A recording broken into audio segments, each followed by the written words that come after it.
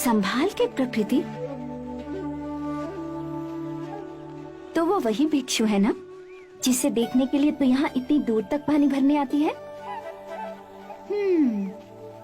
पर प्रकृति, उस भिक्षु के प्रेम ने देख तेरी क्या हालत कर दी है। वो कोई साधारण भिक्षु नहीं, उनका नाम आनंद है। प्रकृति, तेरे आनंद यहीं आ रहे हैं। कृपया मुझे पानी पिलाएंगी? जी।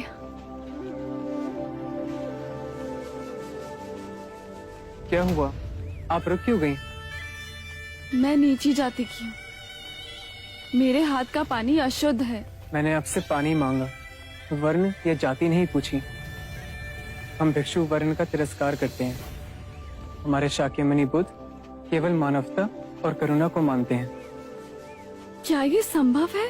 शाक्यमुनि का मार्ग सरल है, ना ही मंदिर और ना ही दर्शन। हमारी बुद्धि और मन ही हमारा मंदिर है और करुणा ही दर्शन।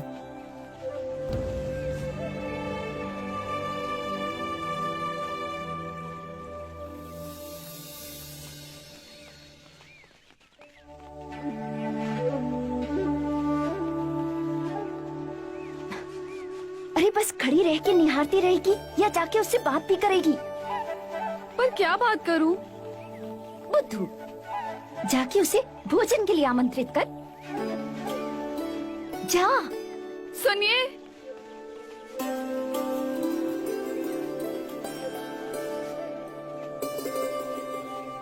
यदि आप वर्ण नहीं मानते तो क्या आप मेरे घर भोजन करने आएंगे? ठीक है, आज तुम्हारे घर से ही भिक्षा ग्रहण करूंगा।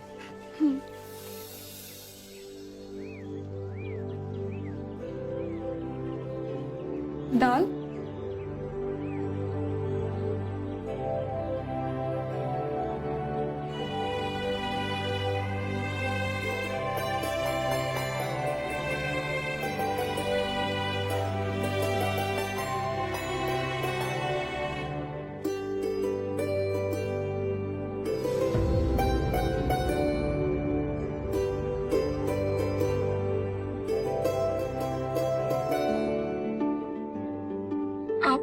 चले जाएंगे? हाँ। आपने मुक्ति के बारे में कहा, प्रेम के बारे में क्या कहेंगे? सब जीव परस्पर एक दूसरे से जुड़े हैं। भेदभाव प्रकृति ने नहीं, मानव ने बनाए हैं। प्रेम ही वो नदी है जो एक व्यक्ति से दूसरे व्यक्ति तक बहती है और उन्हें जोड़ती है।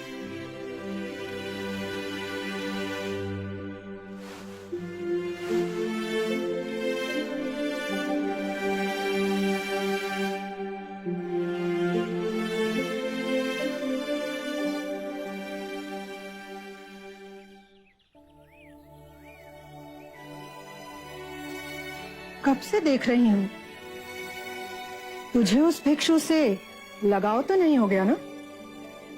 माँ, तुम्हें मेरे विवाह की बहुत चिंता रहती है ना? मैंने अपना वर चुन लिया है। मैं आनंद से ही विवाह करूंगी। महावरी हो गई है तू। वो भिक्षु है, उसने संसार त्याग दिया है। तो क्या हुआ? पुनः सांसारिक हो जाएंगे। ऐसा नहीं होता। तुम चाहो तो ऐसा हो सकता है माँ, ये संभव है। तुम जादू तो ना जानती हो ना? ऐसा कोई मंत्र फेरो कि वो मेरा हो जाए। ऐसा ना कर सको तो मेरा मरा मुंह देखो। प्रकृति, ये तो क्या कह रही है? ठीक है, तू ऐसा कर, उसे एक बार भोजन पे फिर बुला। मैं वशीकरण के दाने बना दूंगी, उसके भोजन में मिलाकर उसे खिला देना और फिर जो मैं कहूं वही करना। और फिर देखना,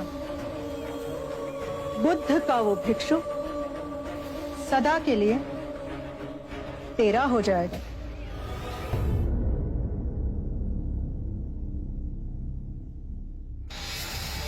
मैं वशीकरण के दाने बना दूंगी, उसके भोजन में मिलाकर उसे खिला देंगे। बुद्ध का वो भिक्षु सदा के लिए तेरा हो जाएगा। दाल बहुत स्वादिष्ट बनी है ना? और लीजिए। अब आप इसे अपना ही घर समझिए। प्रकृति को बहुत अच्छा लगेगा, और वैसे भी उसका मन तो पूरा दिन आपके पास ही होता है।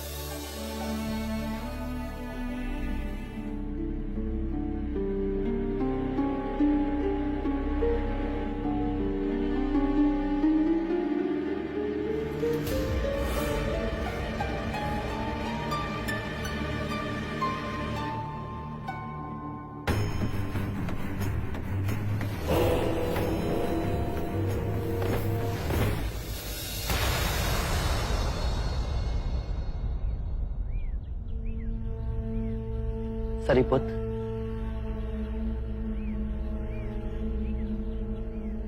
आज भोजन के लिए आनंद प्रकृति के घर गया था, अभी तक लौटा नहीं। नहीं आया? मैं स्वयं जाके देखता हूं।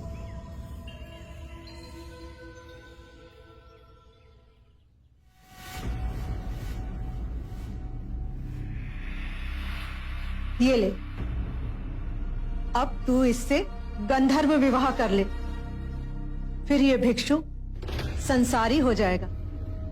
और जल्दी कर, मेरे वशीकरण के दानों का प्रभाव रहते तू ये विवाह कर ले।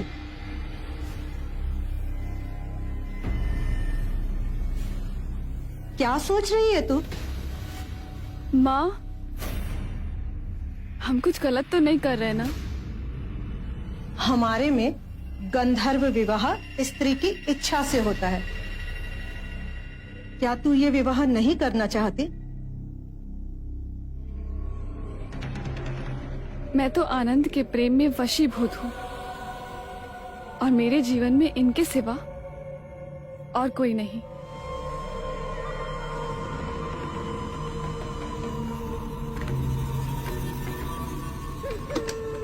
मन तो दे ही दिया है, अब मेरे तन पर भी केवल आपका अधिकार है।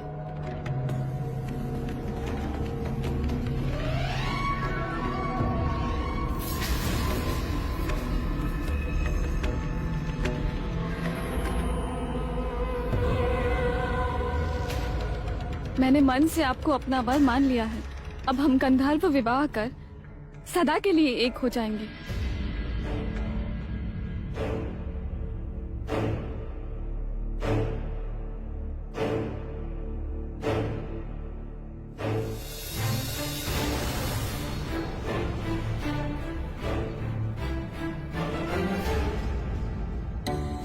क्षणभंगुर सुख हमारी संपदा को लूट लेता है। ऐसी संपदा जिसका नाम परम शांति। एक बार ऐसे सुख का लालच मात्र भी हमारे मन में आया तो ये जड़ पकड़ लेता है। फिर हम दुख और सुख की नदी में तिनके की तरह बहने लगते हैं। यदि ऐसा क्षण आए तो क्या करना चाहिए बुद्ध? ऐसे समय में केवल अपनी सांसों पे ध्यान धरो। धीरे धीरे अपनी सांस अंदर लो, शांति से भर जाओ, और फिर धीरे धीरे अपनी सांसों को छोड़ो परम शांति से।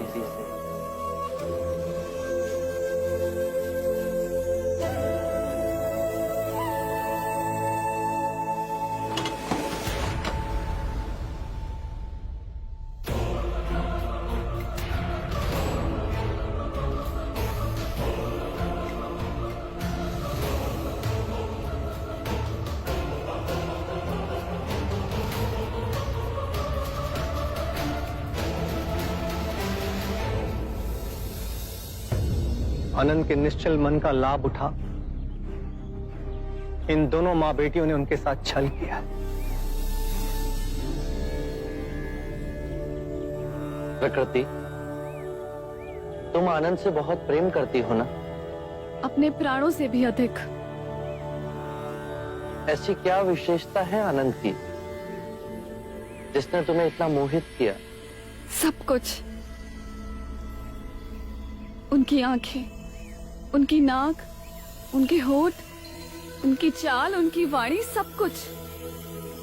मैं उन्हें हर रूप में प्रेम करती हूँ। आनंद में रूप और गुण तो हैं ही, किसी को भी रिझा सकते हैं। क्या तुमने उसका प्रेम से भरा हृदय देखा? जानती हो आनंद सर्वाधिक प्रेम किससे करता है? मुझसे तो नहीं। यही तुम चूक गई। आनंद तुमसे भी प्रेम करता है, परंतु उसके प्रेम की व्याख्या वो नहीं जो तुम समझती हो। आनंद स्वतंत्र है, मुक्त है। उसका प्रेम बहुत गहरा है।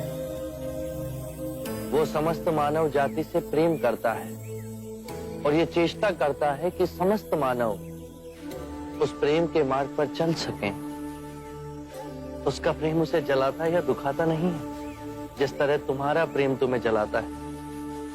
यदि तुम आनंद से सच्चा प्रेम करती हो तो तुम समझोगी उसके प्रेम में कभी बाधक नहीं बनोगी, अपितु उसके प्रेम को ऊंचाइयों तक ले जाने की चेष्टा करोगी।